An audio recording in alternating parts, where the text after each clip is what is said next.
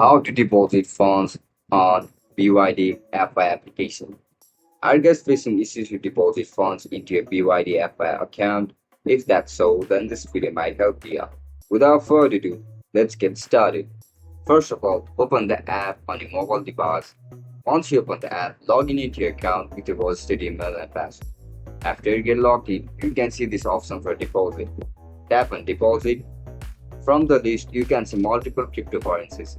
Just select the one equating to your preference. If you want to select USDT, just simply tap on USDT. Now choose the network you want to use, like TRC20, ERC20, or BEP20.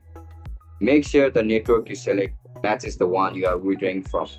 Once selected, you will see a deposit address and a QR code. Copy that address or scan the QR code from your external wallet or exchange. Then send your USDT to that address. After the transaction is confirmed on the blockchain, your funds will appear on your BYDFi account. And if you are not sure how to complete any of these steps, make sure to check out our channel for full guidance. And that's it, guys. That's how I'm going to deposit funds into the BYDFi application.